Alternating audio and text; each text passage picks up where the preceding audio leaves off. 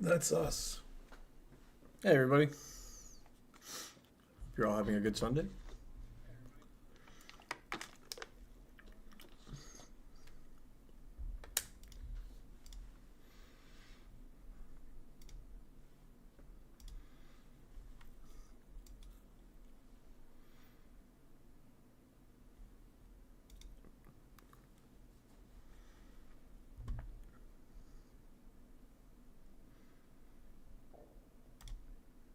There's the YouTube chat. Yes. Nice.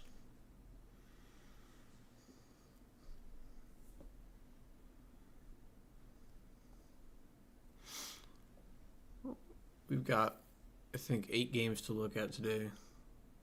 What's up, Ghost of M?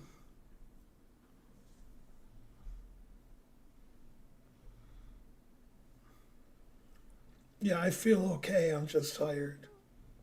Me too. Yeah, we sort of fell asleep. Almost started late. The Falcons game was boring. That's why I fell asleep. What's up, the Wonder McBlunder? Falcons won, Lions won. Unusual weekend for a fan of those two teams. Yeah.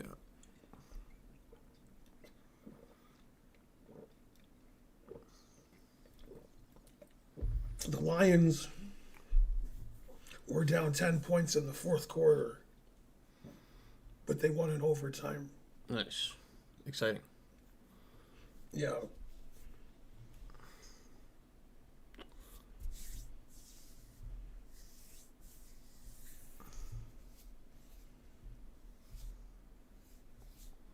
It's okay, Wonder McBlunder. I'm not important. So my name is irrelevant. But it's okay.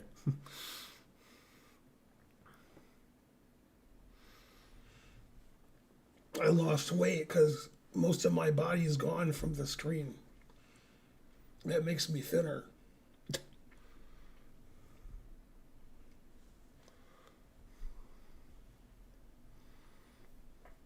You got some like cool stuff going on there. I do, don't I? Yeah, when I wear certain shirts, that happens with me too.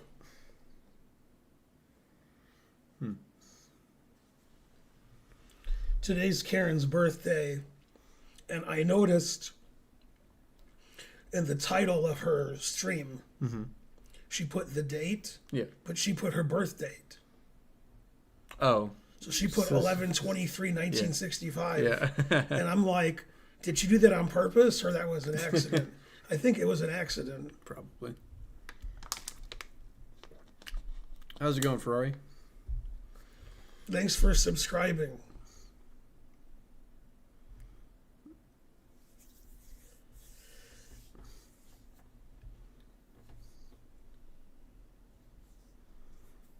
How's it going, RN Dev?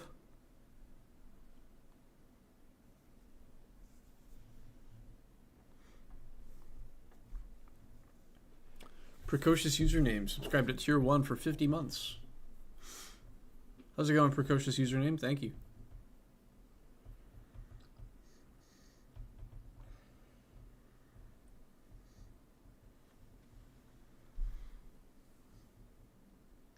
Yeah, the Trump proposal seems like Putin wrote it. Very suspicious. I didn't see it. Is it outrageous? Yeah, it's basically Russia gets everything. And Ukraine gets nothing. That's the proposal. Tough proposal. It's not a good proposal.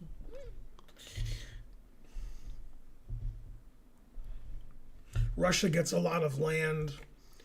Ukraine promises never to join NATO.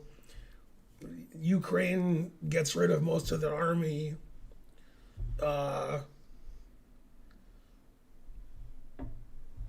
And so forth. Mainly. And so forth. And he says you have to accept it by Thanksgiving. And I'm like, what do American holidays have to do with? Yeah. Yeah, classic Putin.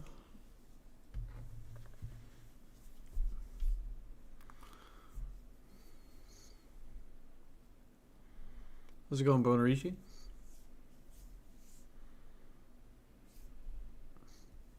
I don't think Marjorie Taylor Greene has left the GOP. She's just leaving Congress. Although she might leave the GOP. Maybe she'll become a Democrat. That'd be funny. Yeah.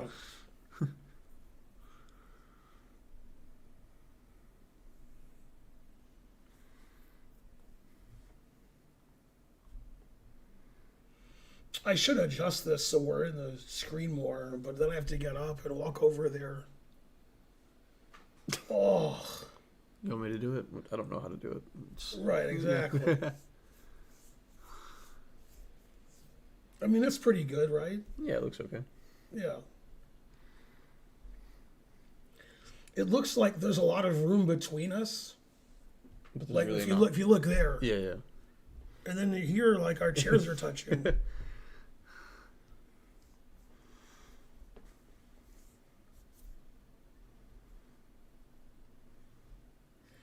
Yeah, sorry. So basically, I'm always tired, and I lay around a lot, and I can't wake up.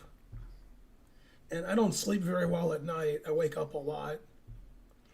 And I keep taking different medications, try to get rid of that, but it seems to exacerbate it.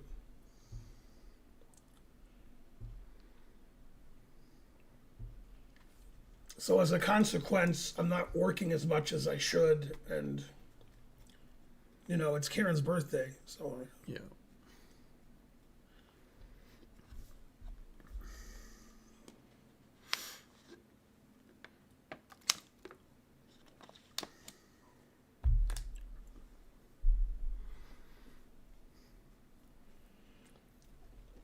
well, I'm not as old as Karen. Karen has a lot more energy than I do.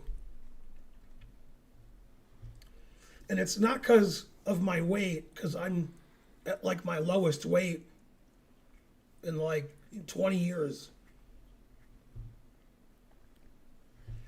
Yeah, I've been weighing 220 lately, which is almost reasonable. It's not. For example, imagine you were 220. That would be quite different. See? Yeah. What are you, like 165? Yeah, around there. Yeah.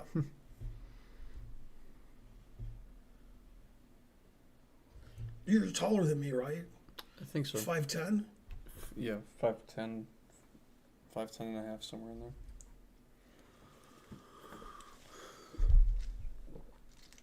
Bonarichi, I read that message like Mr. Mackey from South Park.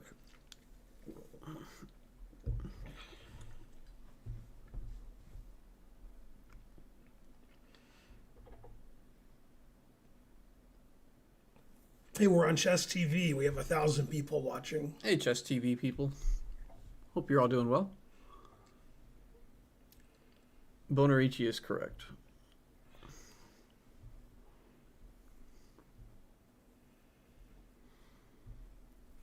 Giving up peanut butter sandwiches.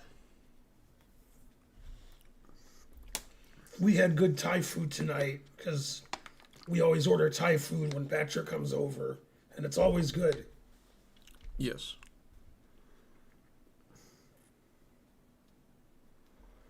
Karen's out to eat with a friend of hers, taking her out for her birthday. Karen said there's a chance that she'll come on stream with us after she comes home. That would be fun. Then we'd have even less room for the camera. Right, that seems unlikely. But I'm not even sure how the three of us would sit. We don't really have another chair. I could stand up and go back there, I guess. Yeah, that's exciting. Yeah. What's up, Tate? Neither. Neither. You guy live DC or New York. That's the only place we can live? Yeah. We live in suburban Atlanta.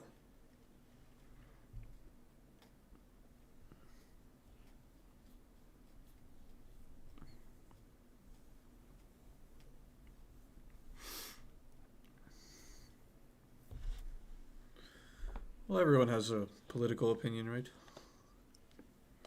That's your opinion. Yeah, I guess so. Okay, let's look at the games. All right, let's look at some games. Then, yeah, you knew what to do. I need this. Guess I don't need anything. Okay. First game is from, I think, Ferrari. Ferrari shows a lot of 1-minute games, and they're always exciting and high level. Hi, Ben. Today I brought you one of my longest 60-second bullet games I ever played. My Japanese opponent is a super fast and good player. I know. So I knew I had to come up with something different.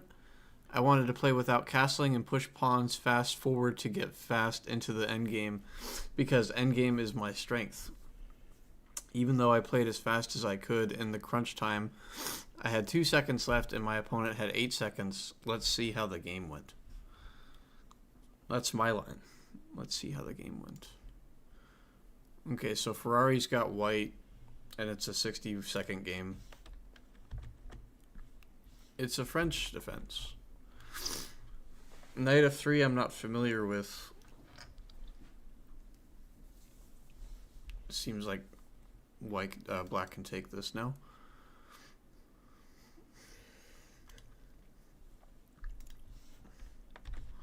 Yeah, and does. Knight e5 I guess is slightly better than knight g5, looking to regain the pawn. Knight f6, knight c3, and bishop b4, and I guess you're not getting it back. So, okay, knight e5. Knight c3. This all looks pretty good. g4. Man, is Matt Larson Ferrari? Probably. It's like sit pairs, hit pair. Yeah, exactly.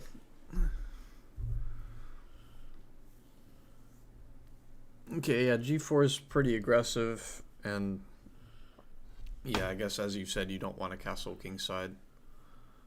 Okay, c6 is kind of slow. You want to play knight d7 or c5 and challenge white's pieces on your half of the board. I love the Grob, so g4 is my favorite move.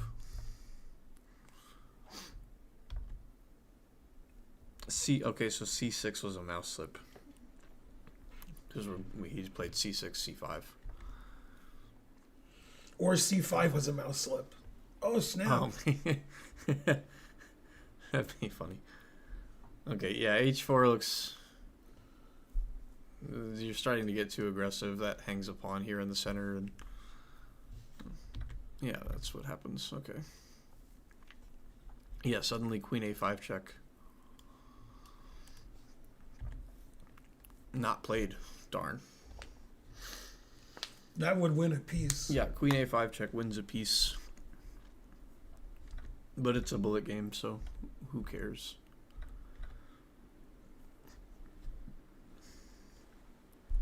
I have to count. Yeah, black's up a pawn. Black's king is safer. And okay, I guess white's gonna win it back, but I mean, okay. 5, queen e2, takes.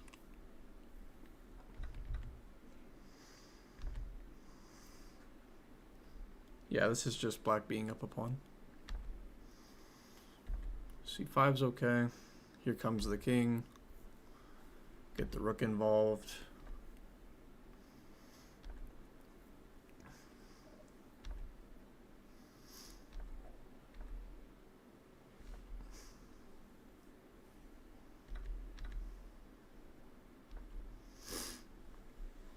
Yes. Pretty good game. Yeah, it's definitely a good game. Suddenly black has lost their advantage because it's relative to the king position. This king is far superior to this one. And king c4. Now we're attacking the c pawn and gonna win it back, and suddenly this pawn is gonna be Dangerous. Yeah. Now white has a winning position due to the king position and the passed pawns. And this pawn's hanging.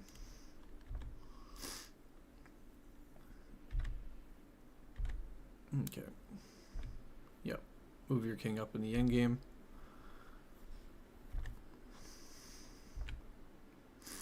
King d6 is fine. Just get going with your pawn here as well. Very good. Yeah, the b pawn's too strong now. It pushes it all the way home. King c5 hangs the b pawn. King c6 winning. King c6, king e7, c3, rook b1. Yeah, you can just get these pawns going. I'm guessing king c5 was a mouse slip or like played pretty quickly.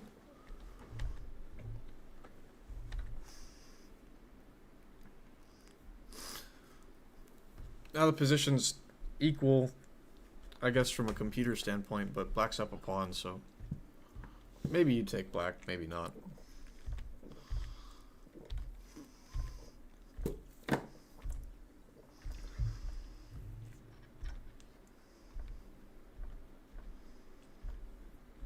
Okay, white's trying to win with the c pawn.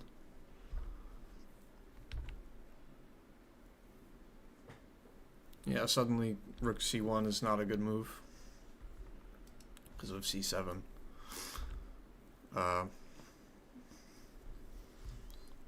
Prefer rook h1 or rook b4, attacking the h pawn. And if we play the same variation, we can take this and then come back here and scoop this up.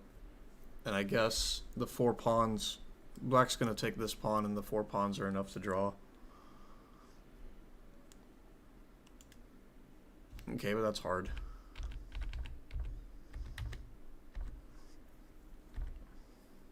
Okay, black tries to march the e pawn here.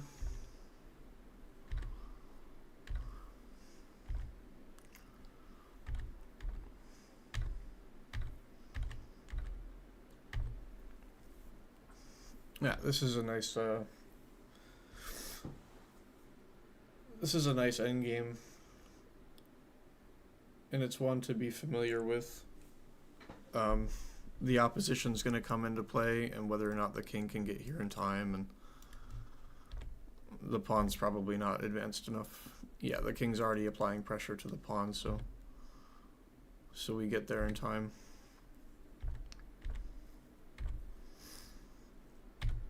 Yep. And that's the end of the pawn.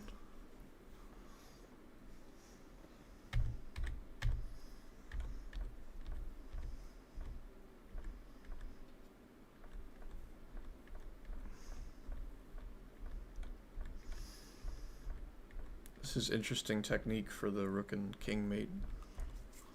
He said he had 2 seconds to 8. Yeah.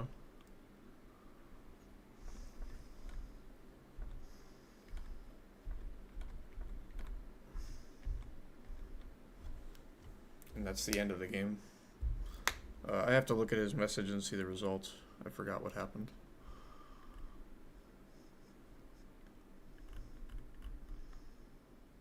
Okay, white won on time. Well done, Ferrari.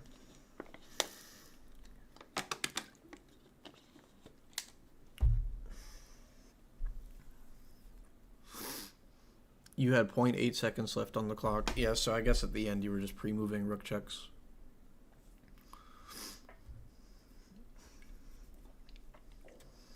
Yeah, interesting game.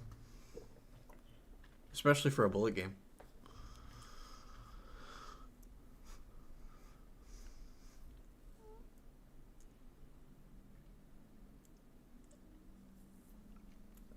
Ferrari wants to know if it's possible to pre-move king and rook versus king checkmate. I suppose so. Be a better player than me to do it. Yeah.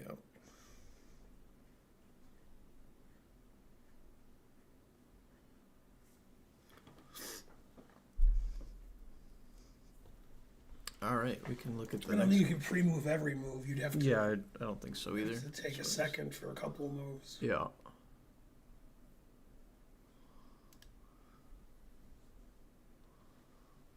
Like after king b6, it's hard to know what black's gonna do after you move your rook away somewhere. I guess you could pre-move this. Alright, the next game is NN versus Hitbear.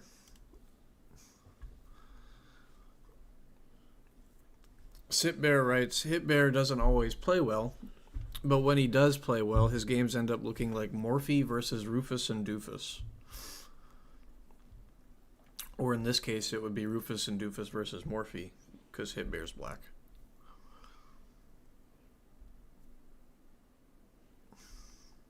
Alright, let's take a look. So we gotta flip the board and then take a look here. E4, E5, and D4. Yeah, D4 is not really a way for white to try to get an advantage because we can take it. I guess one thing you could look to do is after takes, you could play knight f3, but bishop b4 checker or bishop c5 kind of avoid the scotch lines. So you don't have to go into a scotch game here as black. You can play those two moves. And that equalizes pretty quickly. Bishop c5, bishop c4, knight c6, and we're just kind of hanging on to this guy.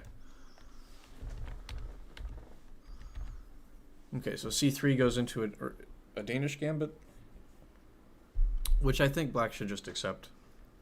I don't think this is too bad for black. I mean, it's scary, but after e5, you can play d5 here, and you know you're developing your pieces. It's hard to maintain two pawns here, but if you can flick in bishop b4 check, just get your pieces out, and you know it's comfortable. But Hitbear played knight f6, so not looking to hang on to the pawn. And we do have a threat. So e5. Knight e4 is pretty aggressive, but the queen e2 here hits the knight. It's not clear what we're doing about that. In the case of d5, I think we just take it and the knight's pinned. f5 is the same thing. So Engine is recommending knight g5, and then we take the pawn. And, you know, we have two strong pawns in the center, and this knight's kind of clumsy over here.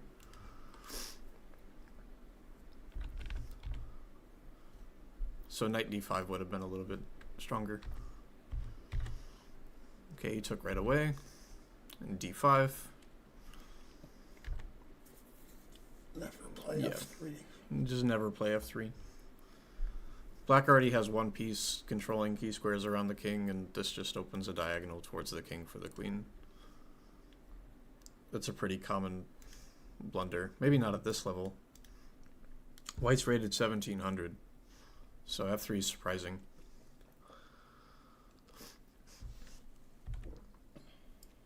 Yeah, queen h4 check and black just wins. And king e2 just accelerates white's defeat. King d3. Yeah, knight c6 threatens queen takes d4.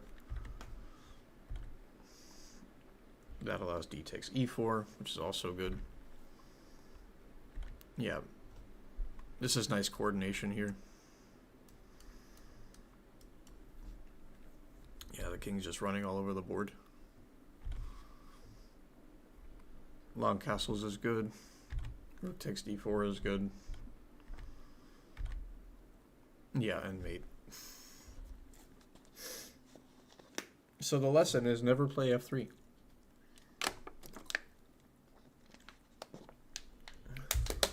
Yeah, f3 was pretty bad. Yeah.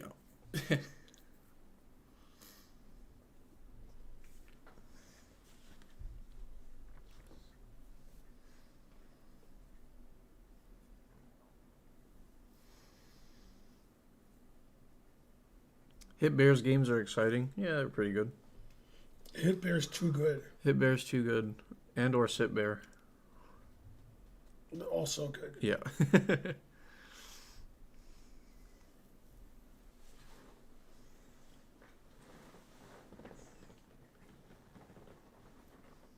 Is the stream lagging? Or is it just... No, I think it's fine. Maybe it's just me. Okay. Game 3. It's from Bonarici. Bonarici writes, Road to 2600. This is back in September when I was only 2049. Currently 2100. I had a minute left and he had 10 seconds by move 70. Pretty fast. So this is a game played on chess.com. Bonarici has black against a player rated 2400. And the time control is a 3-minute game. Exciting. Go Bonarici. Okay, let's flip the board.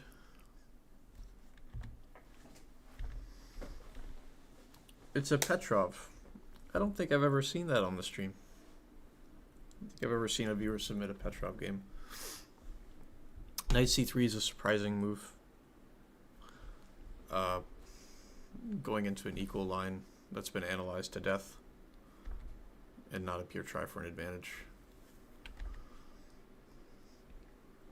Yeah, d3 is also quite passive. Now the bishop doesn't have access to the center here.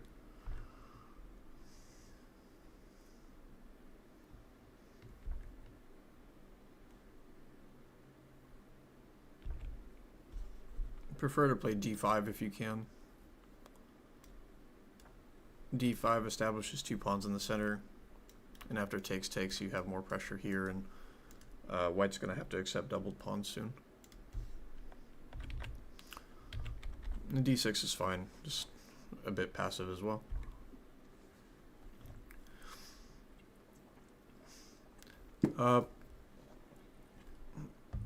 So h3 is designed at stopping bishop g4, but with the bishop on e2, bishop g4 is not as strong anyway, so you don't have to play h3. I wouldn't think anyway. h6, a3.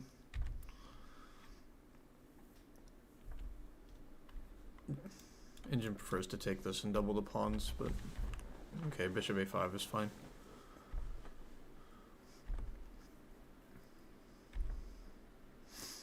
White had an opportunity to collect the bishop pair with knight a4. Castles is okay, but now black can preserve the bishop pair with a6. Chose to castle, and now knight a4 is possible again. Yeah, and a6. So white's not going to get another chance.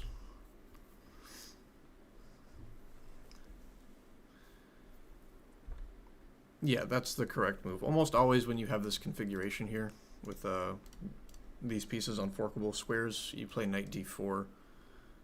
And that, you know, if you want to get rid of this knight, you have to take with the bishop, or because you can't take this way. We allow a fork. Okay, knight a4. Bishop a7 is good.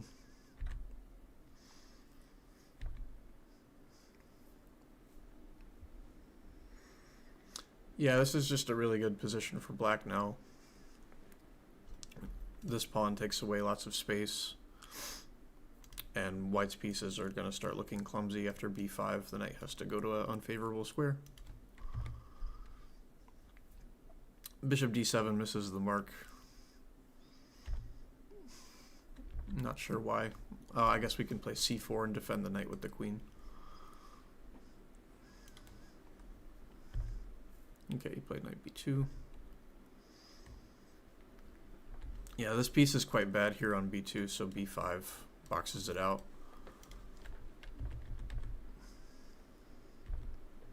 Yeah, now the knight jumps back into the game.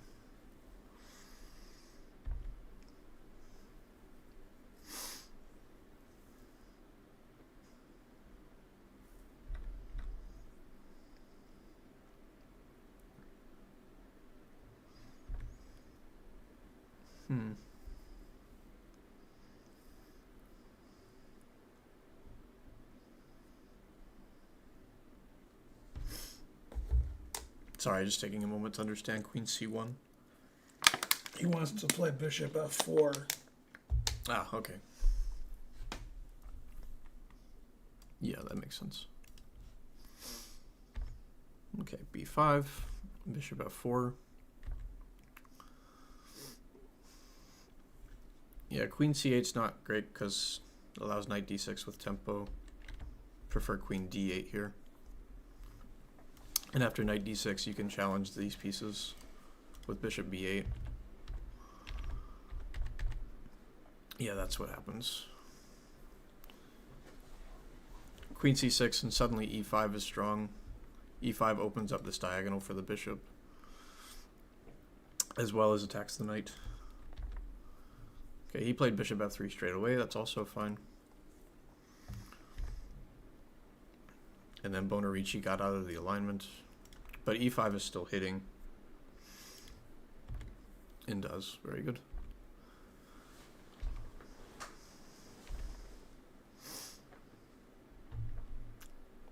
Bishop e4 is okay. I probably would have taken the rook. Mm-hmm. Yeah, but... Wow. Suddenly white has a really strong move. It wasn't found.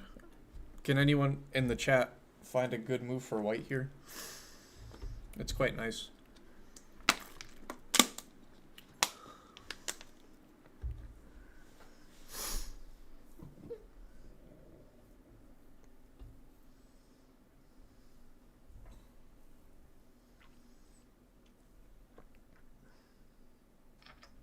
Yeah, someone said the stream's lagging a little bit. That's what I thought.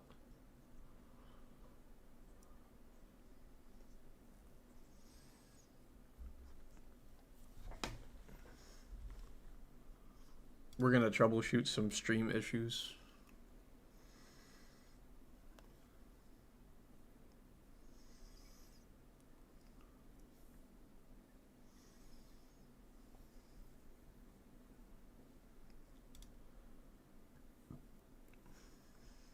Yeah, it's dropping frames, even though we're on a hard wire. Yeah.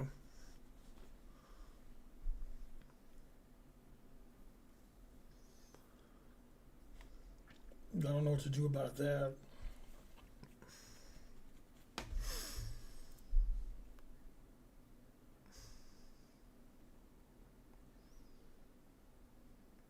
Oh, people are actually answering the question now, so seems pretty delayed. Somebody got it. A couple of people got it. Yeah, the answer is knight c4. We do have a pin here. And after queen to b7, we have knight a5 forking the queen and bishop. Engine is suggesting to sacrifice the queen and play this position where what's the material? I guess black has a bishop and knight for a queen. But I mean, you take white here, rook e1, and there's already some pressure around the king, so yeah, that would have been good. White played a4. Okay, trade off the good bishop. Bishop b8. Takes. Queen d2, and suddenly it's equal. White still had a try with queen b2, attacking the pawn. And b4 is not the funnest move in the world to play because these pawns are quite weak and the bishop's quite bad behind these pawns. Queen b3 would be strong here for white. Okay, but queen d2.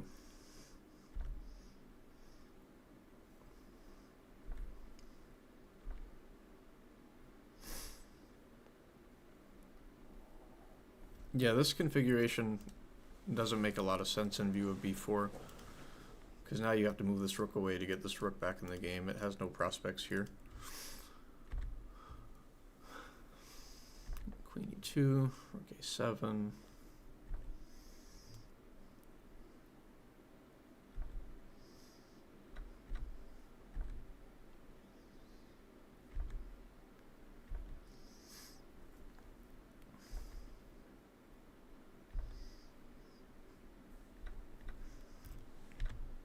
Yeah, that's the correct move. Knight d6 hung a pawn. I guess we're going to take it back, but... I mean, you take black here because these rooks don't make a lot of sense here on the b file.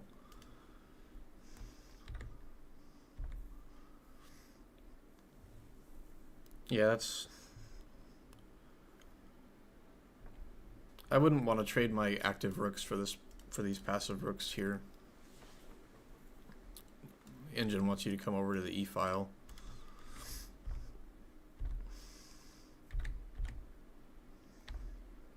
Yeah, now this rook is just trapped.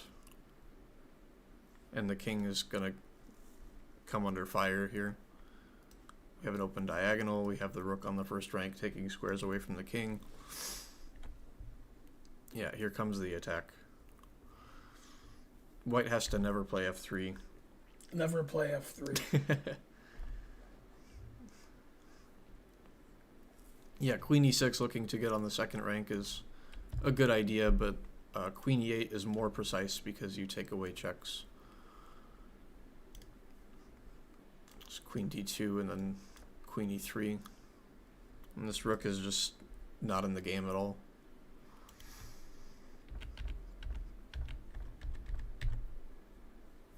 Okay, so we're just going to get that same line by transposition. Rook e1's also a really good move. Yeah. Nice. And then... that was missed. So I'm guessing it's time pressure, but you do have coordination on h3, so... check and mate.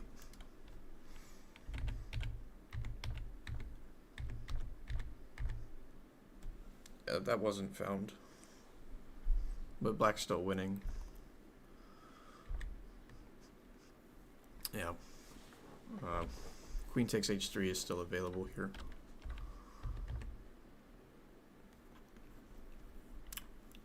Oh, you had lots of time, Bonarici? Okay. I guess just missing a couple of things, but all in all, this has been an okay game.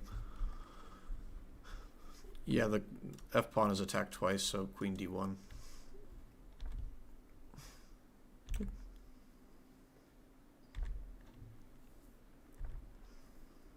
Black's position is still technically winning because, I mean, I have pieces here surrounding the king and this rook is not very good. Yeah, and here comes the attack. Yeah, queen e1 stops queen e3 and queen takes g3, but it doesn't stop rook h1. Queen takes? That wouldn't have occurred to me. This is also a winning endgame, but this just looks easier, right? Winning the queen? Yeah. Yeah. Winning the queen easier than trading. Yeah. What's up, trying to learn?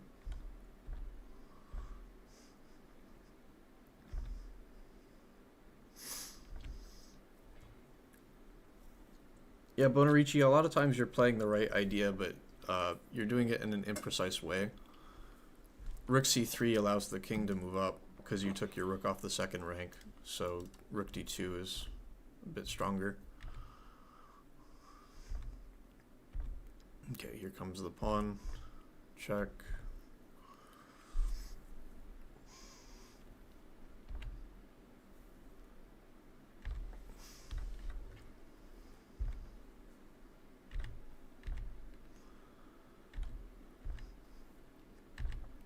And you defended your c-pawn. Very good. Yeah, now we can just move the king up.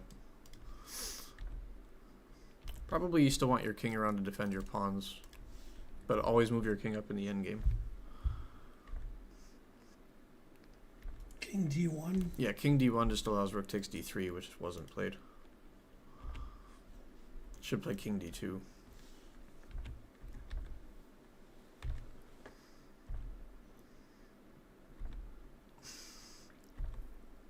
Six is good. 5 is good. Yeah, this is just a matter of technique. King h5 is not a good move.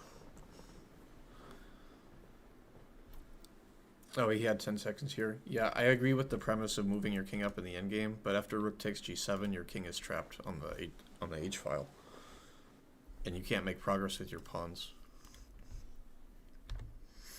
Okay, rook takes g7 was available, but it wasn't played. King h5 is the only move you hated? Yeah, that was probably the worst move you've played all game. But okay, you got away with it.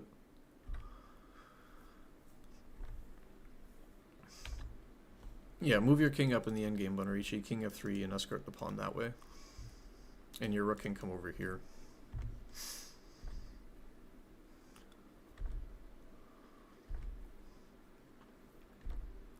Yeah, king f5 is good, king g4 is good, king f3. King g3 is fine. And that hangs the rook. And white resigned. That was good. Yeah, Bonarici played good that game. And your opponent was 400 points higher rated than you, so that's good. What's up, Arcade Tokyo? Thank you for the subscription. 4 months with Prime.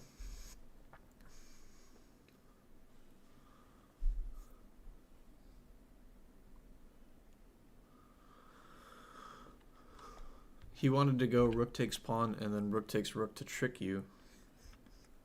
Doesn't that still lose? Mm-hmm. Yeah. Even if the rooks aren't on board, this pawn's stronger than this pawn. So. That's correct, trying to learn. It is Karen's birthday.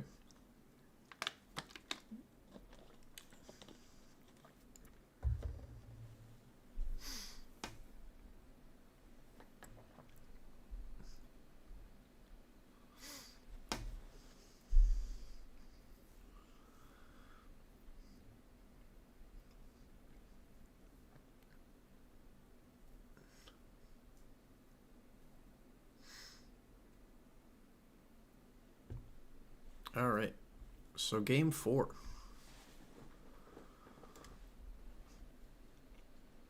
Game 4 is from Deja Vu 2. Hi, Ben and Pat. This is a 5-minute game from chess.com from Wednesday where the pawn structure made a big difference. So it's a 5-minute game, and our hero is white. I don't regret missing checkmate, but I regret playing king h5. Yeah, king h5 was quite bad, but it's okay. We just learned from our mistakes. It's a Sicilian, and white is Alapin, black Skrill. I'm not familiar with the move e5. Huh. I wonder why that is. It's not an idea that comes up too often. The moves I'm familiar with are d5 and knight f6. I guess c5 is okay.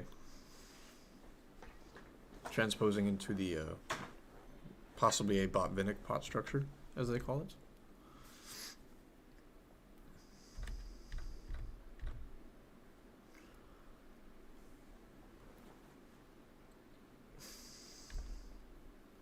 Okay, knight c6, queen c4, knight f6. Thanks, Worf May. I gifted a sub to Trump as a pedo.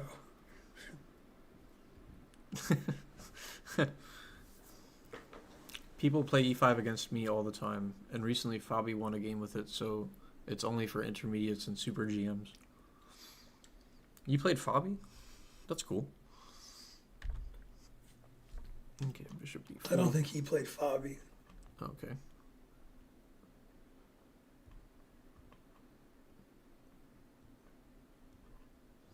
But I thought maybe No, you were kidding. no, I misread the message. Oh, okay. I thought maybe you were kidding. No. Okay, yeah. So positions roughly equal now, but black's pawns are quite bad. Okay, bishop b5, knight d4.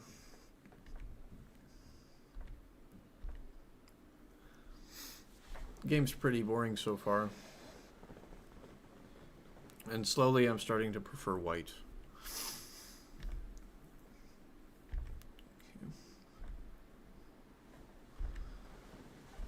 He wasn't kidding about the pawn structure.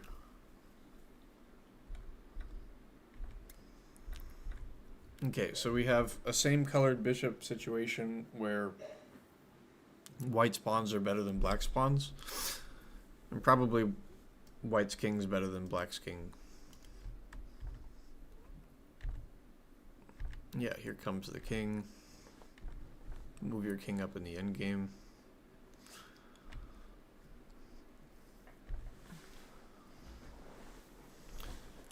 Yeah, with the pawns fixed on white, or sorry, with the pawns on white squares here, you want to fix them on the white squares. So b4 would have been quite strong.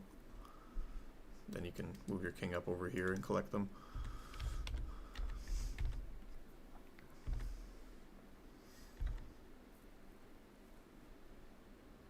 Yeah, white's just crazy winning now, I guess. The king pawn ending is lost because these pawns are weak, and king f4 is going to decide the day. King f4, king e6.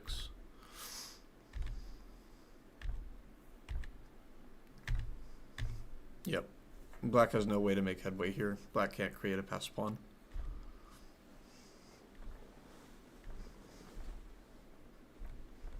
We just march the pawn home.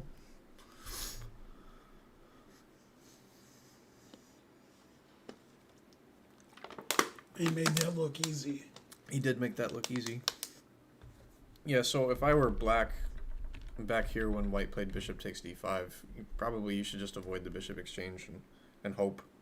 But, I mean, you're losing a lot of pawns, so. But the king pawn ending is easily lost.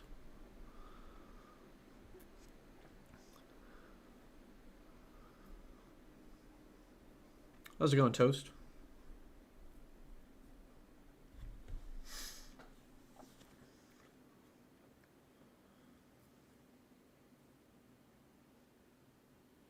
Go hype train. Oh, there's a hype train? Oh, well done. Yeah, it's been going on for a while. Nice. I didn't even notice. I guess I was so focused on the game. Level 2 hype train.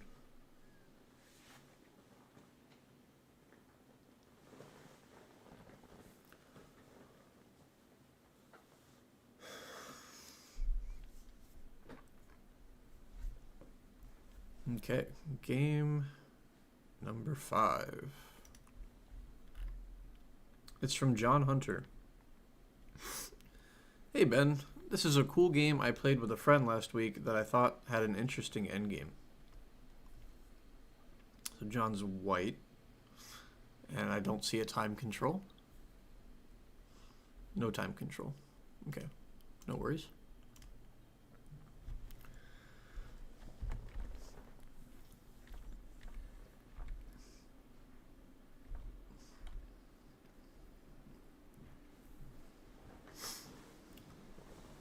Bishop b5 check looks unusual because it walking into c6, which actually helps black's development a little bit. Pawn wants to go to c6 anyway. Yeah, bishop a4 is kind of a miserable square for the bishop. It's trapped behind these pawns and doesn't really have a future on this diagonal. b5 is unnecessary, but okay, it's fine.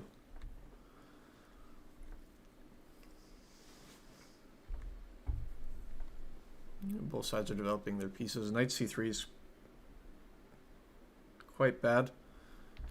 You need to move your c pawn so that you can get your bishop out of here. Knight c3 blocks your c pawn, and yeah, it's not good. Knight g4 is a strange move. Just get your pieces out.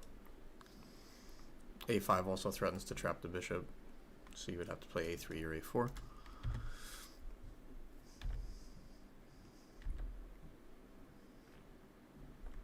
Yeah, e4 is quite strong now. Breaking down the center.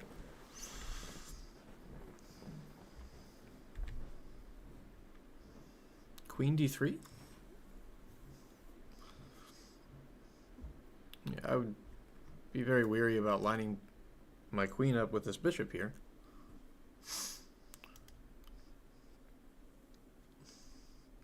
Suddenly there's tactics available for black that are quite nice, having to do with this pin. Knight takes h2 is here. And in the case of takes, we can take and play queen h4. Check and take the knight back, so black would be winning a pawn there. What's up, Funky Monk? Thank you. Subscribed to Tier 1 for 36 months. Oh, that's how the game went. Oh, I was following the game. Okay, so this is how the game went. Bishop takes e4. Yeah, black's just up a pawn, and we have to be extra careful about pieces around our king, so...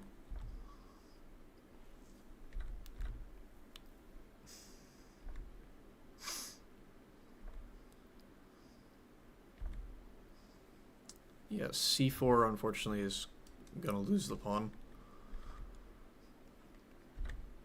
Yeah, very good. It's captured. Bishop h6, wow. Oh, bishop h6 from left field. Yeah. White won this game?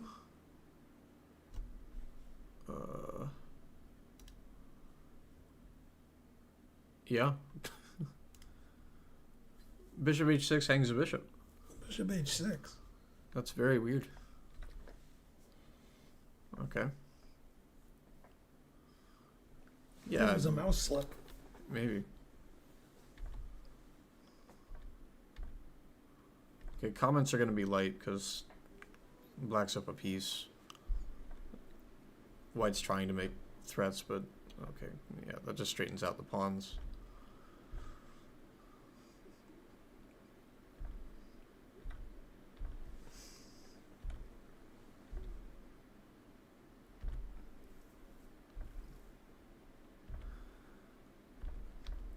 Six is good. King g6 is good. That's a free pawn.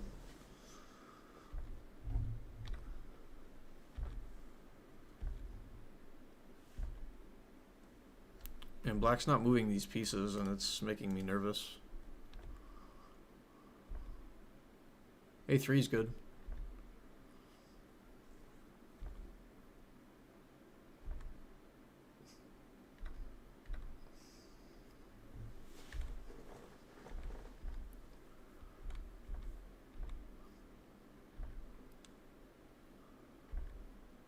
Ah, yep, that's how. A sudden end.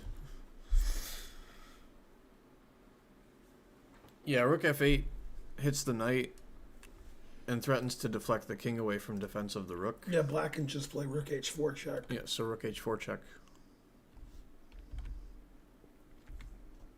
Rook h4 check gets out of that, and then you can save your knight after knight d7.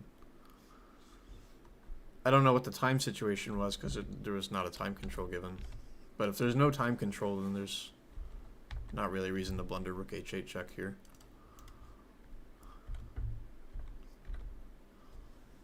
Okay. So knight versus rook. And we have passed rook pawns. As ugly as they look, they are passed rook pawns. And that's hard for the knight to stop.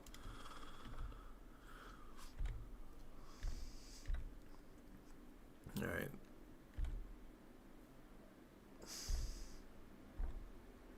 Here comes the pawn.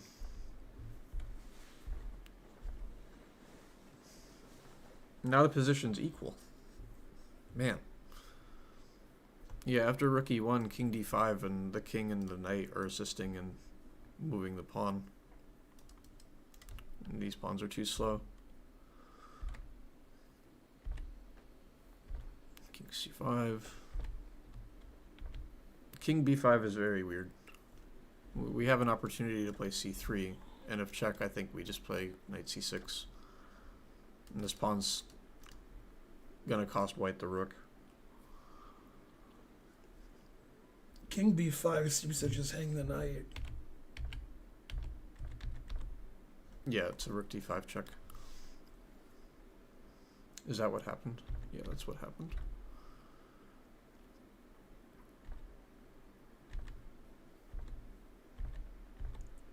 Yeah, game's just over now. And black resigned. A perfect game. Yeah, bishop h6 was a bolt out of the blue, and I didn't even really see the idea connected behind it, but black wasn't getting his queenside pieces out and hung a tactic. Why resign? Well, the pawn's not going anywhere. Black can't take this pawn or the rook, and white has mating material.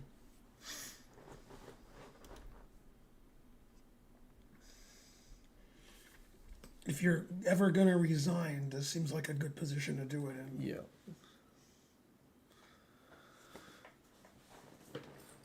Man. Still have stalemate chances?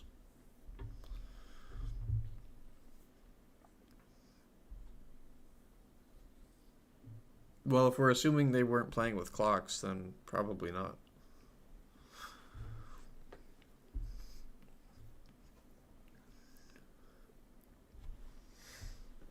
Dude Loper, Cry Like a Grandmaster is a great book. I have a copy myself.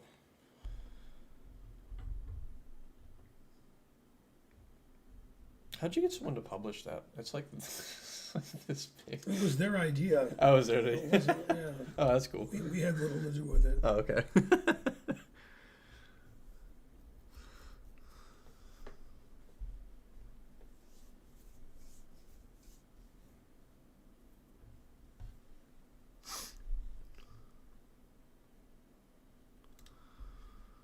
All right. The next game is from P.W. Siegel. Hey, Ben, and presumably Pat.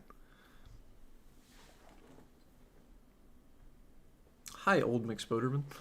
I was winning this game against a higher rated player at several different points, but I didn't see the winning ideas, and I'm hoping you guys can do that thing where you point out the very simple concepts that I was missing. Some specific confusion: I traded my bishop for a knight at move 16 because it saves a pawn and keeps the queen out, but apparently this was bad. And I knew I was better in the endgame because of my extra pawn, but erroneously assumed that a draw was likely due to opposite colored bishops.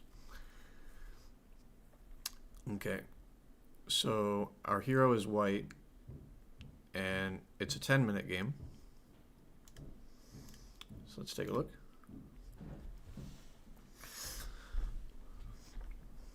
It's the Vienna, and the Vienna Gambit, and d5 is correct.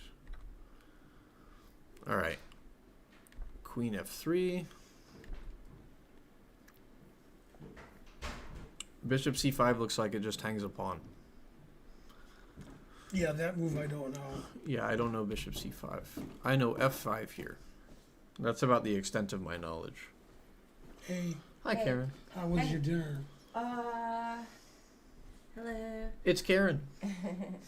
It's good. So I was gonna try to get on the stream, but Alicia wanted me to come to Chaplain's, and then she said that she's not gonna be there that long. So I'm gonna have to just go ahead and go there now. I feel Okay. obligated because she bought my dinner and everything. Was it good? Yeah. Did you get till CT? No, because we went out there and they're doing the lighting of the tree, and we couldn't even get into Avalon at all. People were having to park like across the street, even like on Old Milton. So we ended up going to Cheesecake Factory. Oh, nice. Yeah, that's fine. All right, I'm gonna go though. Okay. Have Bye, fun. Karen. What are you guys doing? Going over people's games? Yep. Uh-huh. All right, well, have Every move perfect. fun. Except for one thing. All right, I'll be back.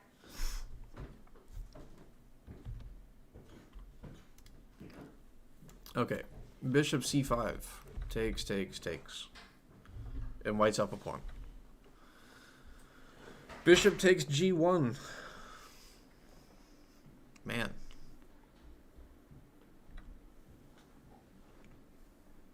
Okay. Position looks considerably good for white. We have more claim in the center. We have the two bishops.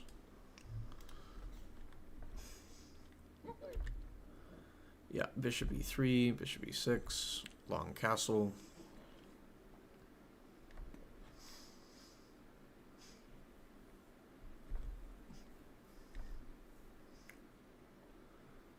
Okay, so the key moment is move 16. That's what he pointed out.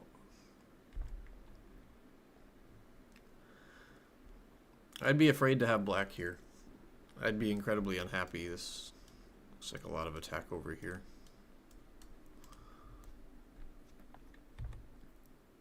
Okay, b5, g4. This is where you took the knight, I guess. Yeah. Yeah, that's not good. So you're worried about queen h4 and knight h4. Well, after queen f5, knight h4 is slightly bad. Slightly. And even queen h4 looks like it just opens the h file for you. Oh, bishop g5 is good.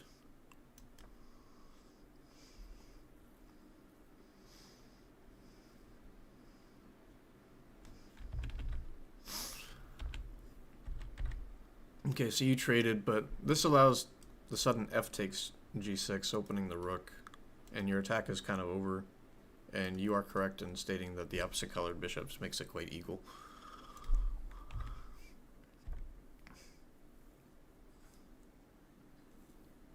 Queen g3.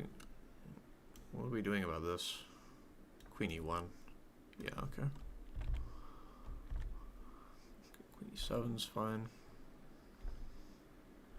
Yeah, suddenly the position's just completely equal. You don't have an attack anymore. Okay, but you tried. Yeah, rook f3, and now suddenly black's pieces look menacing over here. a4, rook over here. Yeah. This seems like a tall defensive task.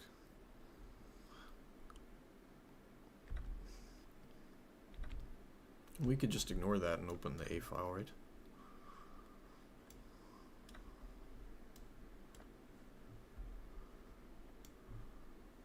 No. I was wondering if queen c3 was the answer, but Then rook takes e3. yeah, that's not good.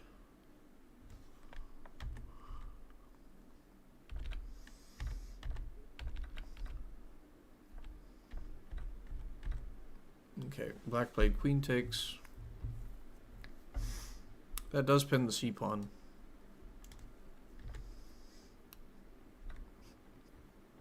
Yeah. Yeah, now queen a6 is just too strong. King c1. Trading queens? While you have an attack? Yeah, p4 is terrible. Don't trade queens while you have an attack. I know you didn't submit the game, so PW Siegel, you got really lucky here.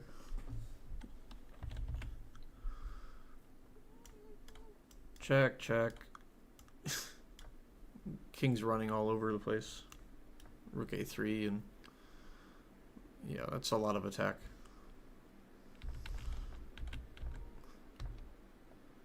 So I'm guessing that black didn't see this alignment here. Man, the queen trade is quite bad.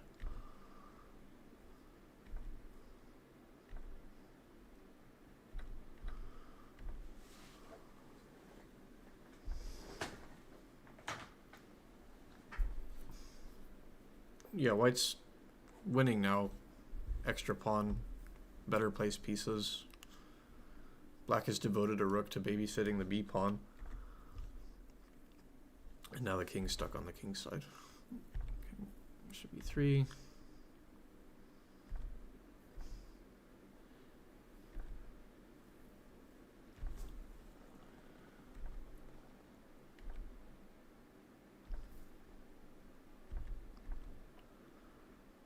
It's a nice move. Black seems too eager to trade pieces. That makes your offensive task easier. Yeah, now you collect the b pawn.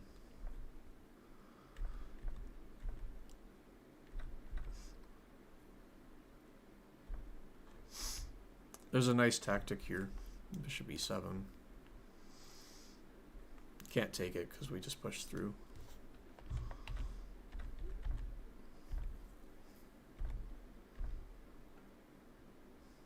Always play bishop f8.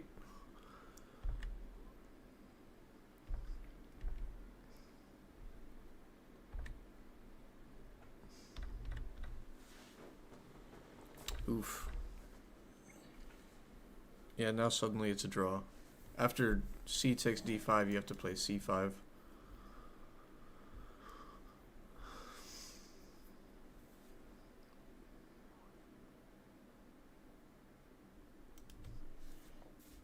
Yeah, d5 doesn't look like the right way to try to win, but c5 wins. Yeah. Okay.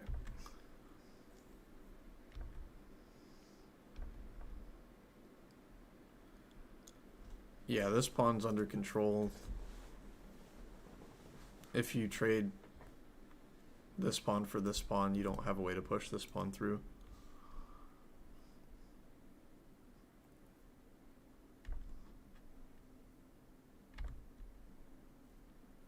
I guess my pawns are faster or something. Well, the difference is you have connected passers here, and the connected passers can push themselves, and the bishop can't take them both. So if you have these pawns working in tandem, they can queen. Whereas, you know, you have one singular pawn now, and you don't have anything supporting it, so it can't queen on its own.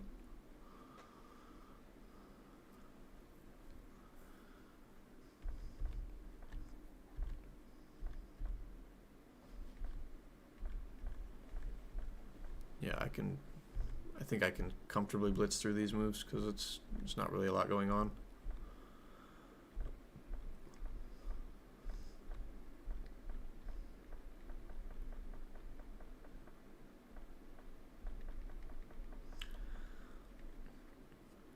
And draw agreed.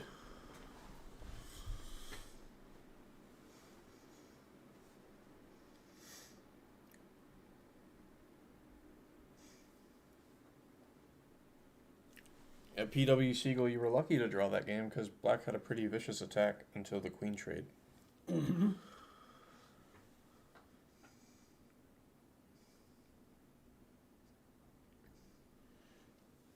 Yeah, you were winning and losing.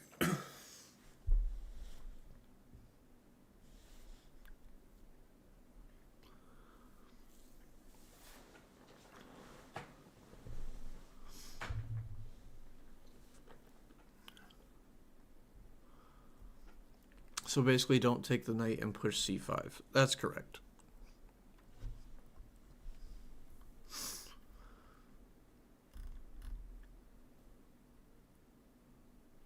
I have to go back and, yeah, right here. Yeah, this is the best bishop ever. It's aimed at the king. It's very harmonious with your pawn structure. Yeah, queen f5 would be fine.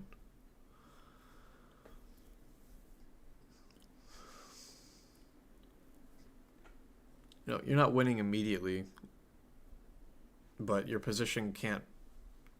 the position can only be good for white. You have a lot of attack going on over here. Almost all of your pieces are aimed at the king.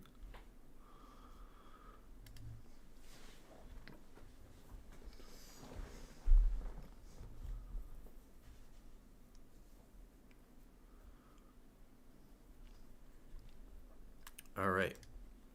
Next game is from Valis. No message. And he has the black pieces. Oh, well, I forgot to look at the time control. Time control is... what is that? Too hard.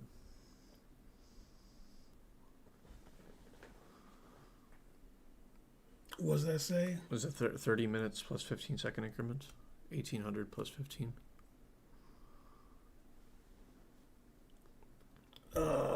I think that's a 30-minute game. All right, 30 minutes plus a 15-second increment, and our hero is black. Man, there's some copious and vulgar notes. in the Vulgar? future. Yeah. Oh yeah, you're right. Probably shouldn't read those. All right, B3. You can give him the G-rated version. Yeah.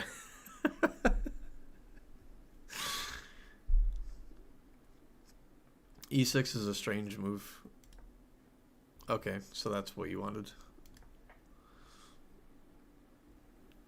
Yeah, both sides are just kind of doing what they want to do.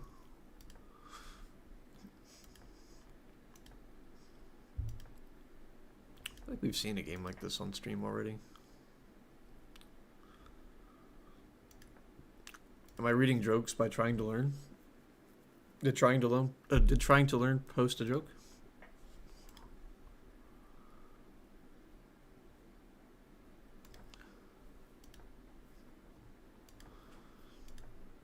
Do you call these wood pushers? Is that what you would call?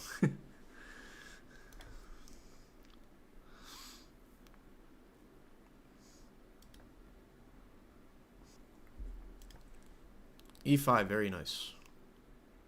Wait, hold on, I have to read the... okay, so after H6, he writes, prevent knight G5 so I can play D6 check. D6 check, knight BD7 without hanging the E-pawn. Oh, okay, so you were worried about this. Okay. And after knight D4, he says he still hung the E-pawn.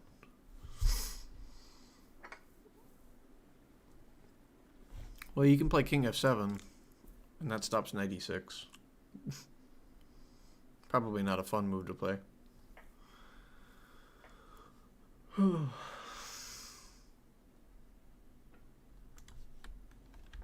Oops. Okay, you played knight C5, but yeah, now we can play B4. Okay, you played E5. Knight takes F5. So black's down a pawn.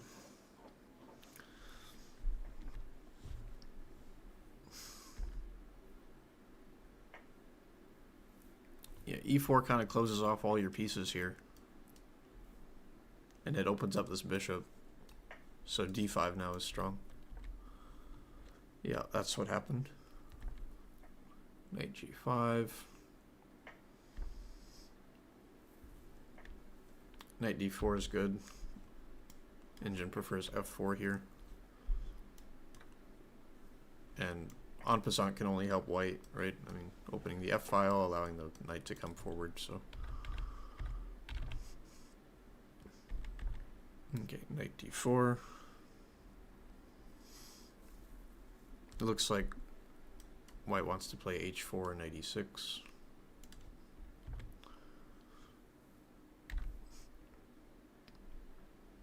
Yeah, that just hung en passant. Okay, bishop C8, queen B3.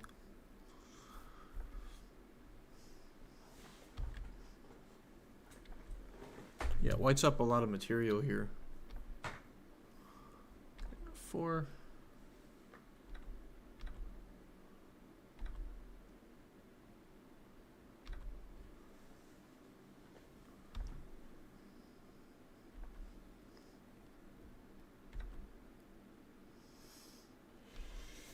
That's a nice tactic.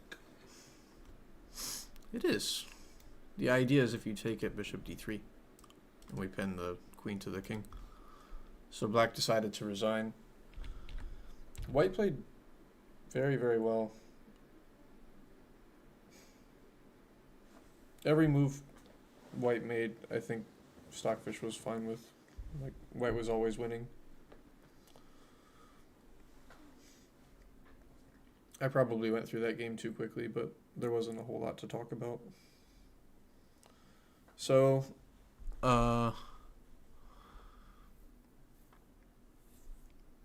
yeah, the submitter says that he resigned out of disgust because he stopped calculating stuff, but yeah, after knight d4 your position is technically worse, but like king f7 does stop the immediate problem that you were experiencing. Yeah, king f7's hard to find. Yeah, I agree.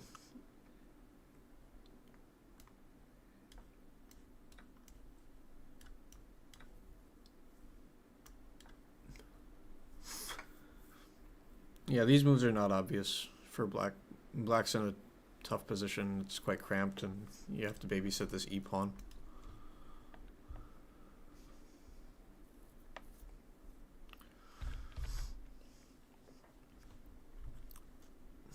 But, yeah, I guess knight c5 was the losing move in this game. You never quite bounced back from that. Just lost a lot of pawns. And this e4 move is quite anti-positional, shutting out all your pieces. I always manage to draw an incorrect arrow.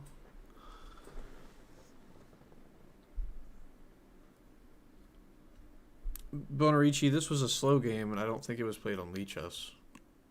Let me double check. Yeah, this was an over-the-board game. So, let's...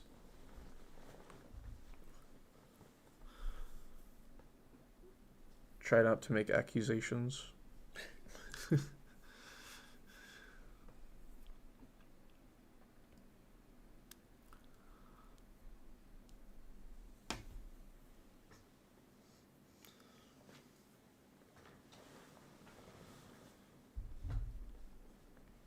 And the last game is your game. Yep, that's correct. Man, Bonarici is relentless.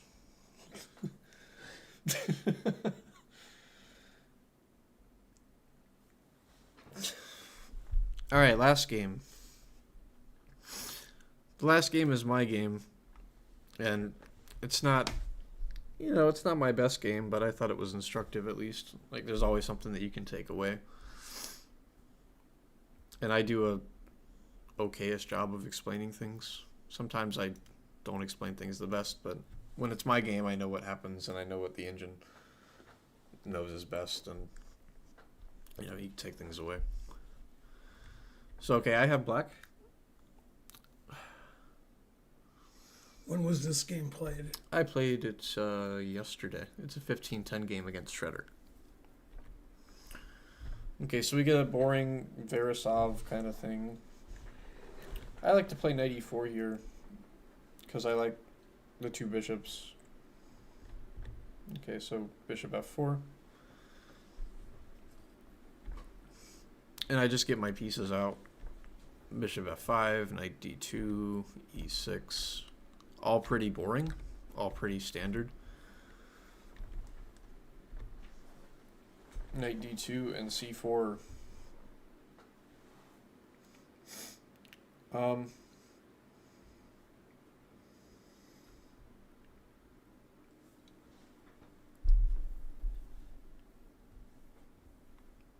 So I was tempted by c6, but I was worried about queen b3. So I just castled. Thanks, Toast. Appreciate it. And bishop e2, knight d7. Both sides are getting their pieces out. Okay, queen b3. We have a very obvious idea. We just want to take the b pawn. I'm curious to know how the chat would respond here. Would you all defend your pawn, or would you respond energetically?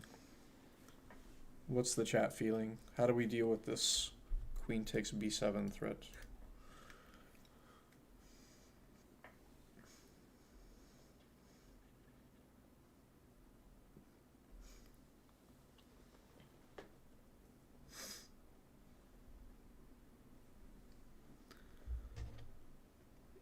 Bonarici is suggesting queen b6. Queen b6 was Petrosian's thought.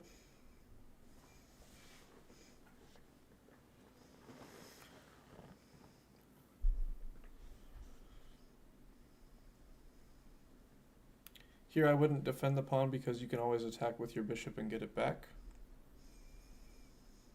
Do you have a... Oh, okay.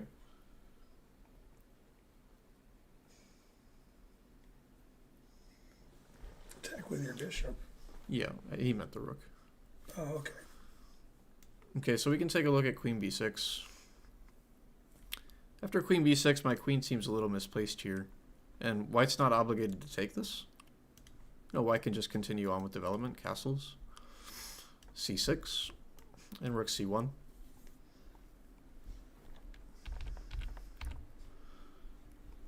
So there's not really a reason to defend the pawn, because as somebody pointed out, we do get the b file and we could win this back. But more importantly, after c5, if queen takes b7, the queen is just trapped. Rook fb8. The queen is taking away the a6 square. Rook's taking away all the b file squares. So c5 was my move of choice. If takes, then knight takes, gets a tempo on the queen. So I played c5. Okay, white chose to castle. b6. It's actually a really annoying resource here for white that I didn't really consider. But it tries to exploit the fact that my queen is unprotected.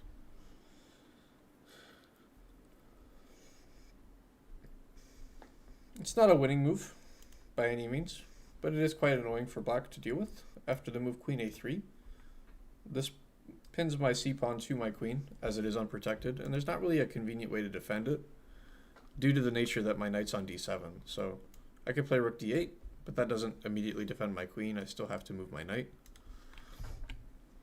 So queen a3 would have been a nice move. White chose to take on d5, recapture. Queen a3 was still in the air, but after knight f3, suddenly black is much better. And it has to do with the fact that I have a pawn majority on the queen side. I have 3 against 2 over here, and we just get the majority rolling. The queen a3 is designed to stop that for a move or two. But after knight f3, we just play c4. Play c4, and these pawns are quite strong. Okay, so white plays queen c3, and then we just get the pawns rolling. b4 is a pretty strong threat, so white played queen a5. There's more than one way to do this. Like, there's several ways for black to play here, but I chose queen b6, trying to neutralize the queen. This is probably white's best piece, so we can trade it off. Takes. Knight e5. I could preserve my bishop with bishop f5. That would have been a better try, but I was kind of worried about g4, and I wasn't sure if my bishop was so good on e6.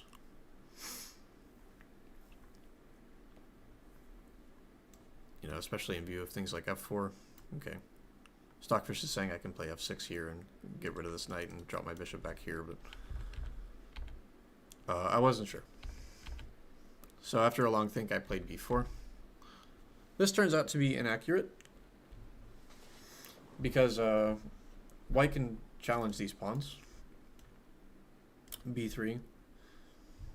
I saw b3, and I thought I had a response in mind. I wanted to play c3 against that. But suddenly black is much worse, borderline losing.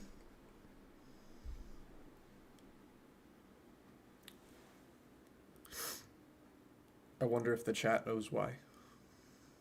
I did not see this move while I was playing.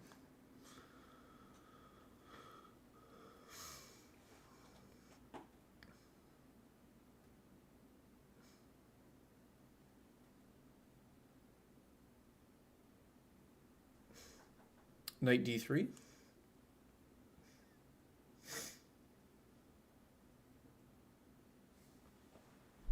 Knight d3 hits the b pawn, but can I not play a5? I think black's okay there.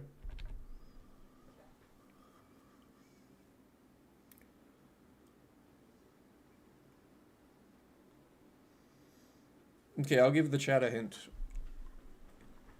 I want to play a5 to support my pawn. So the best move stops a5.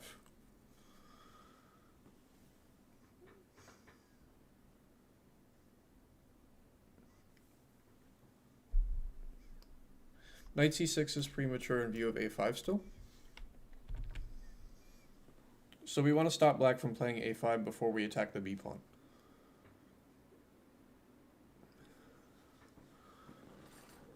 There you go, PW Signal. Bishop a6. That's correct.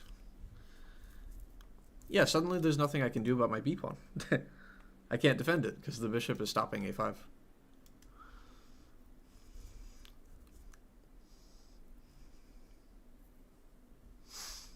Yeah, so white just threatens to play knight c6 and collect the pawn.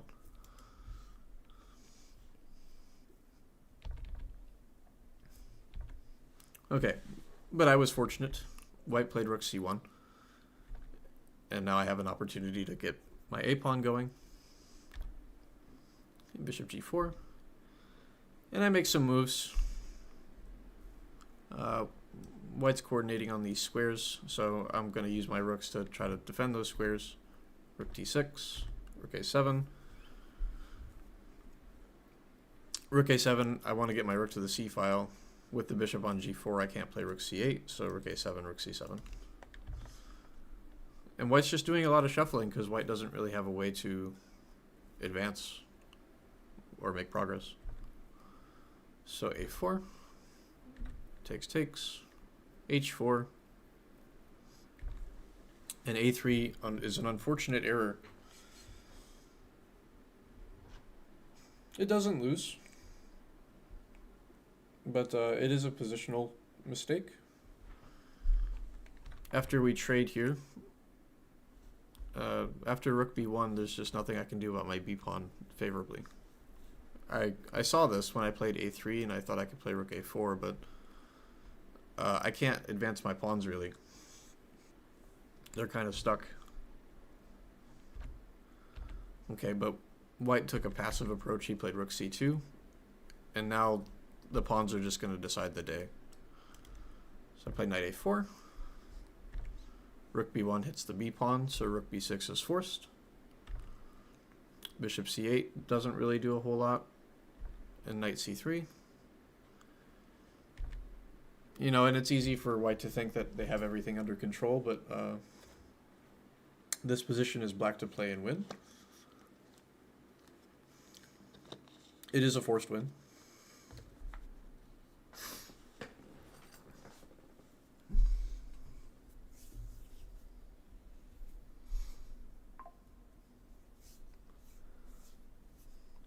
Oh, somebody in the YouTube chat said bishop a6. I didn't see that. Good job, Hephaestus.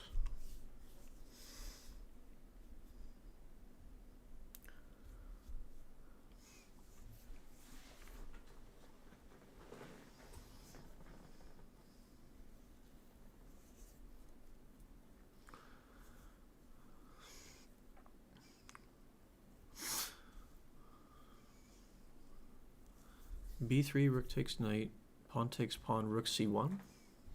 Couldn't.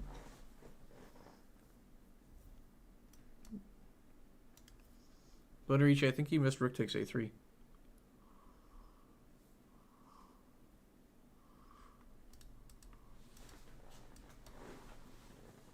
What's up, Bishop Stars? Rook takes a2 looks interesting. You're on the right track.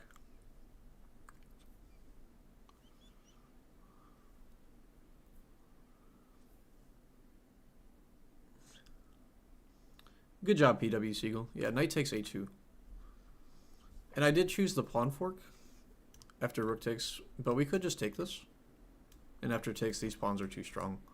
And the bishop is in no position to do anything about them. So that's also a winning variation. Okay, but I chose this one. Takes. Rook c3, check, and then we push through.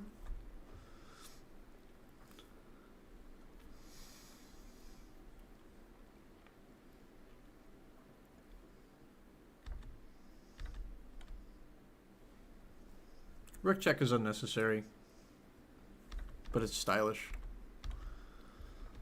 Okay, so white's not resigning here. It does look resignable, but these pawns are all connected, and this one is passed. And white does have some coordination, so it's not like black's just gonna knock white out immediately. It's going to take some technique. I'm still going to need to enlist the help of my king.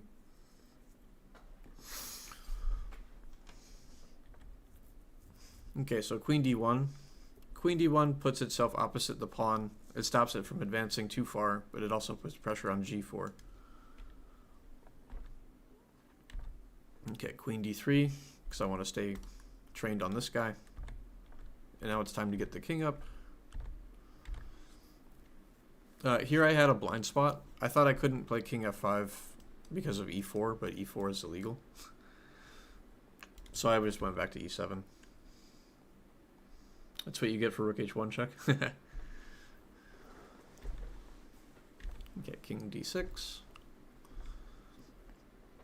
King h3 and then queen g1. Queen g1 puts pressure on the pawn. It forces white to defend it with king g3, but now the bishop is pinned. Okay, e4 boxes out my king, but it does create a new weakness here, so back behind the pawn. King d6, and then we just move our king up in the endgame. King d4, d6, and king e3, and that's all she wrote. The king's getting mated now with my king and queen in immediate proximity, and the pawns are stopped.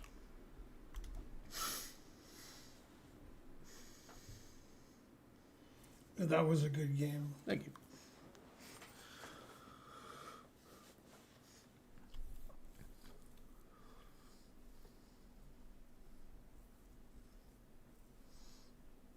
Might have been easier to not give up your rook and Yeah, I could have. win their bishop for your rook.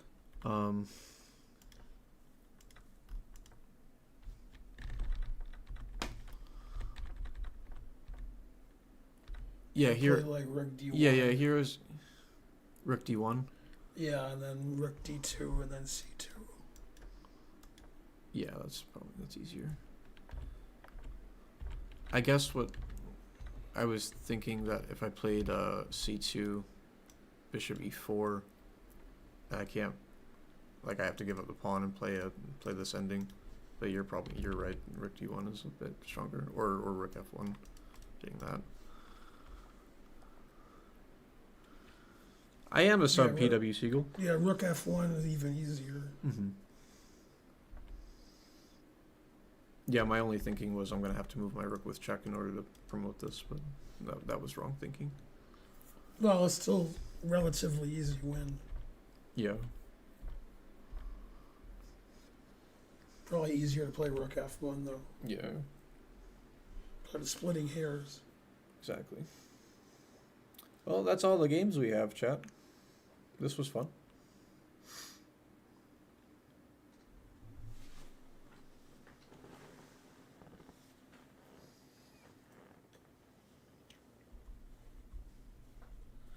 Thanks for watching, everybody, and supporting the stream. Hopefully, Always. I'll be back to my normal self at some point instead of just tired all the time. You're going to be okay, buddy. Thanks, chat. If we don't see you before Thanksgiving, happy Thanksgiving. Here, can you raid the chess sharks? Yeah.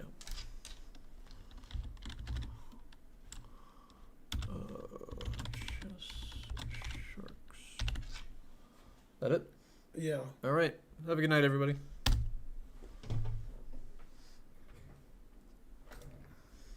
Good night. Thanks, Rurf May, for 5 subs. Oh, thank you, Rurf, man.